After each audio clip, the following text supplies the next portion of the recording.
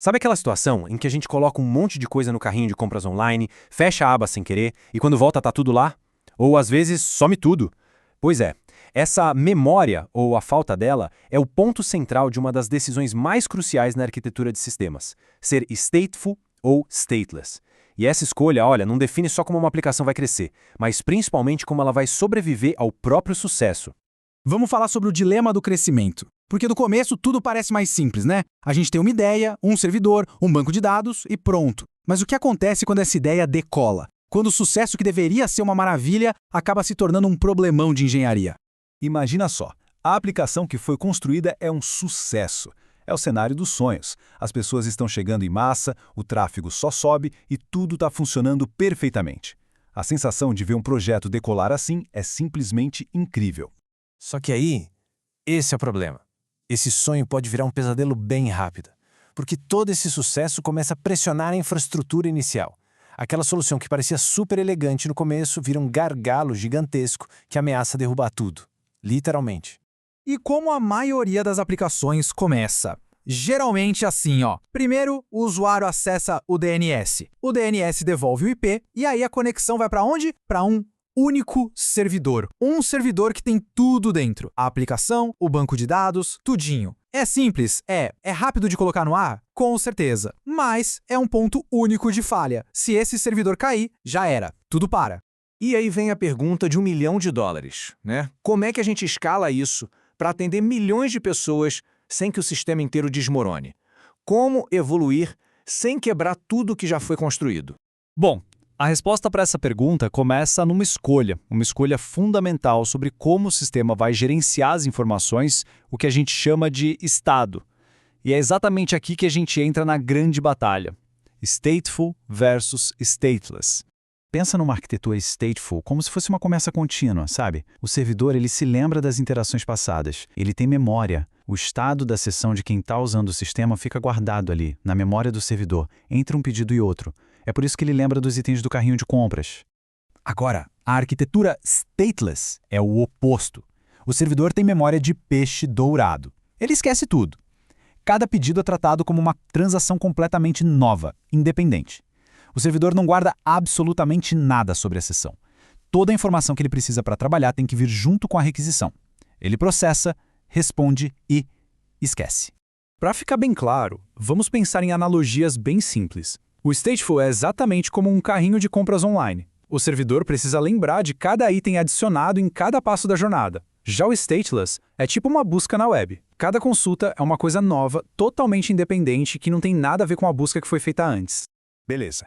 Mas então, qual é o melhor? A verdade é que não existe melhor. A escolha é sobre os trade-offs, o que a gente ganha e o que a gente perde com cada uma. É uma balança. E é exatamente isso que vamos analisar agora. Então, vamos começar pelo primeiro e talvez o mais importante trade-off, a escalabilidade. Pensa assim, a empresa faz uma campanha de marketing gigante e, de repente, milhões de pessoas acessam o sistema ao mesmo tempo. Como cada arquitetura lida com essa pancada? Olha, nesse ponto, a arquitetura stateless simplesmente brilha. Por quê? Porque qualquer servidor disponível pode atender a qualquer pedido. É flexível. Precisa de mais capacidade? É só adicionar mais servidores idênticos para distribuir a carga. Moleza. Já no stateful, a coisa complica. A gente precisa de um negócio chamado sticky sessions. A pessoa tem que ser roteada sempre para o mesmo servidor, aquele que está guardando a sessão dela. Isso torna a escalabilidade horizontal bem mais difícil. Ok, próximo ponto. Tolerância a falhas. Porque, vamos ser sinceros, sistemas falham. Não é se, é quando. O que acontece quando um servidor simplesmente morre? Some do mapa. Aqui a diferença é gritante. No stateful, uma falha de servidor é crítica. Imagina que o servidor é um garçom anotando o pedido num bloquinho. Se o garçom vai embora com o bloquinho, o pedido se perdeu. Acabou. A pessoa pode ser deslogada, perder o carrinho de compras. A recuperação é complexa. Agora, no stateless, é outra história. Se um servidor falha, o tráfego é simplesmente redirecionado para outro que está funcionando. A recuperação é transparente. Outros servidores assumem a bronca sem que a pessoa nem perceba. Beleza, até agora o stateless parece o super-herói, né? Mas calma. Vamos para o terceiro trade-off: performance e complexidade.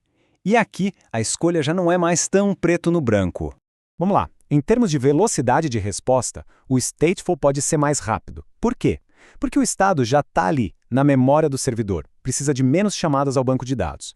Por outro lado, o stateless pode exigir mais leituras do banco ou de um cache a cada pedido. E a complexidade? Bom, no stateful ela está no servidor. Já no stateless, a gente não elimina a complexidade, a gente muda ela de lugar. Ela vai para o banco de dados, para o cache e até para o cliente, que agora precisa gerenciar os tokens. Ok, chega de teoria. Vamos ver como isso funciona na prática, no dia a dia. Olha só o fluxo stateful. Primeiro, a pessoa faz o login. Aí, um servidor, digamos o servidor A, cria uma sessão para ela na memória dele. A partir daí, o balanceador de carga entra no modo Sticky Session e envia todos os pedidos futuros daquela pessoa para o mesmíssimo servidor A. É um caminho fixo, amarrado. Agora olha a diferença no fluxo stateless. A pessoa faz login. O servidor, em vez de criar uma sessão, emite um token, tipo um JWT. Esse token é como um crachá digital. O cliente recebe esse crachá e a cada novo pedido ele mostra o crachá. O balanceador de carga fica totalmente livre para mandar o pedido para qualquer servidor que estiver disponível. Totalmente flexível. E toda essa discussão sobre trade-offs, isso não é só uma preferência de quem está desenvolvendo, não. Existe uma teoria, um princípio fundamental dos sistemas distribuídos por trás de tudo isso. É o famoso teorema CAP. Ele diz que um sistema distribuído só pode garantir, no máximo, 2 de 3 coisas ao mesmo tempo. São elas: C, de consistência, ou seja, todo mundo vê o mesmo dado ao mesmo tempo; A, de disponibilidade, que é o sistema estar sempre respondendo; e P, de tolerância a partições, que é o sistema continuar funcionando mesmo que a comunicação entre os servidores quebre. A grande questão é, quando a rede falha, a gente tem que escolher. E é aqui que tudo se conecta. Sistemas stateful tradicionais geralmente priorizam consistência e disponibilidade, mas eles sacrificam a tolerância a partições. Já os sistemas stateless, que foram pensados para a nuvem, já partem do princípio que a rede vai falhar. Então, eles precisam escolher. Ou eles priorizam disponibilidade e tolerância a partições, ou consistência e tolerância a partições. Um dos dois vai ser sacrificado. Então, no fim das contas, a grande lição é esta: não existe bala de prata, não tem uma resposta única. A escolha não é sobre qual arquitetura é melhor, mas sim qual é a ferramenta certa para aquele trabalho específico. Tudo depende do que o negócio precisa e dos trade-offs que a gente está disposto a aceitar. Isso nos deixa com uma pergunta para pensar, né? O futuro é totalmente stateless. A gente vê que essa abordagem está virando o padrão, principalmente com sistemas cada vez mais distribuídos. Mas será que, nessa busca por escalabilidade infinita, a gente não está esquecendo que a memória do servidor, o bom e velho stateful, ainda tem um valor insubstituível em certos cenários? Fica aí a reflexão.